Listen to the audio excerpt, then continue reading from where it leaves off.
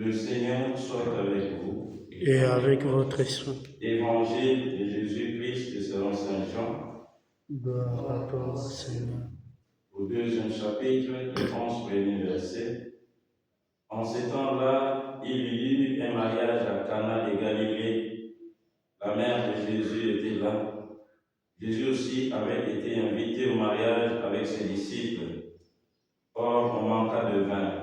La mère de Jésus lui dit, ils n'ont pas de vin.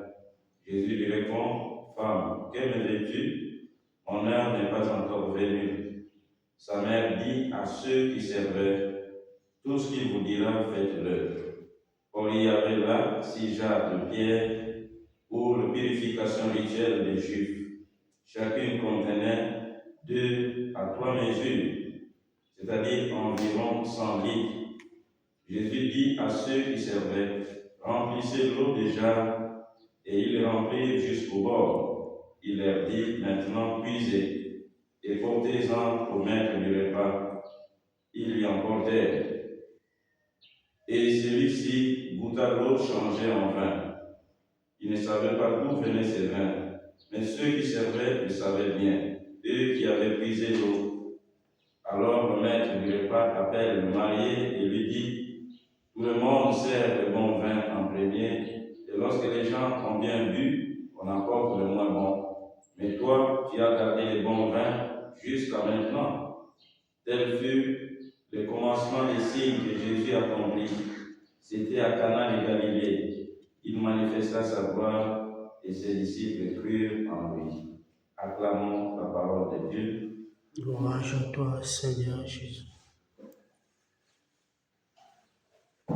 Aujourd'hui, 11 février, nous célébrons la mémoire de Notre-Dame de Lourdes, à l'intercession de laquelle nous confions tous les malades du monde, afin que par elle, ils reçoivent de son Fils Jésus, Dieu sauve, la rédemption, la consolidation, le soulagement, et pourquoi pas le courage de prendre généreusement, joyeusement ou héroïquement part à la passion du Christ.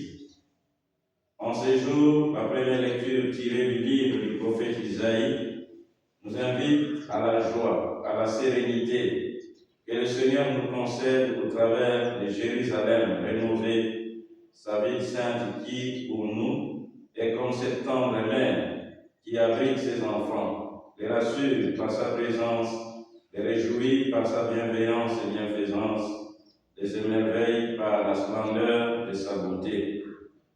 Jérusalem, ville de Dieu, n'est-ce pas aussi ce symbole de rassemblement, d'unité et de communion, symbole de consolidation de la fraternité, puissance d'appartenance, de l'identité enracinée dans les origines communes.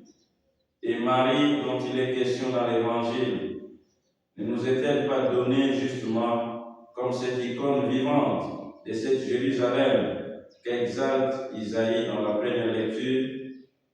Marie, temple de l'Esprit Saint, tabernacle vivant, source de notre joie, Vierge et Mère, est celle qui abrite ses enfants que nous sommes, nous couvrant de son manteau de gloire, nous rassurant de sa proximité, nous entourant de son affection et tendresse maternelle, bienfaitrice dont l'intercession nous obtient la paix, la joie, la foi, l'espérance et la charité, elle par qui nous est concédée la guérison du corps et de l'âme.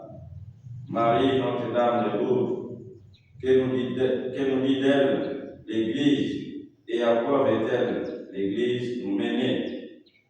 Un peu d'histoire. Au début de l'année 1858, l'actualité est si riche en conflits que les historiens ne parlent pas des apparitions de Lourdes.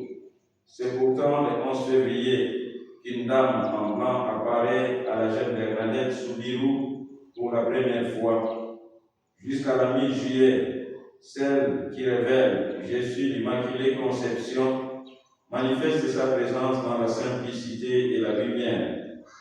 Oui, Marie, c'est l'humble servante et l'étoile du matin qui resplendit de la splendeur de Dieu dans un monde qui déjà perd l'essence du péché et de la conversion du cœur. Marie revêtue de la splendeur de Dieu, rayonne de la joie dont elle vit dans la gloire, appelle les hommes à l'humilité, à la pénitence et à la prière. Refuge de pécheurs, elle veut aider chacun à recevoir et à demander la miséricorde et le pardon aimant de Dieu. Son message est limpide et les signes sont tout simples. Le vent, signe de l'esprit de Pentecôte, l'eau de la purification, la lumière, les signes de la croix et la prière du rosaire. L'aube devient alors un lieu d'espérance et de conversion pour tous les hommes atteints par la souffrance physique et morale.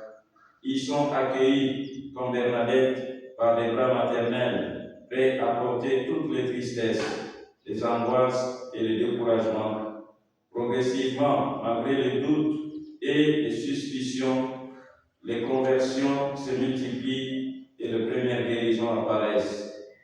Le mystère de l'Immaculée Conception est donné ici à l'Église d'une manière pratique, manifestant le réalisme de l'amour de Dieu pour chaque homme qui, dans la pauvreté, se tourne vers le Christ Sauveur. La Vierge Marie nous y est révélée comme le signe de la victoire insondable et absolue du Christ crucifié sur la souffrance et la mort. Préservée du péché, première de racheter, Marie nous est donnée pour que nous vivions de la vie divine comme elle, et en elle dans une croissance de l'annonciation à l'assomption, l'épanouissement dans la gloire de Dieu. À travers la scène de la fête du mariage à Cana où Jésus et elle, ainsi que les premiers disciples sont présents, nous est donné de contempler la joie d'une communion, d'une famille biologique et spirituelle, harmonieusement, où l'amour est si manifeste et le dialogue est à l'œuvre. Répondant à l'invitation de marier, Jésus et Marie nous émerveillent par leur disponibilité et le respect dont ils font preuve à l'égard du couple qui est à l'honneur.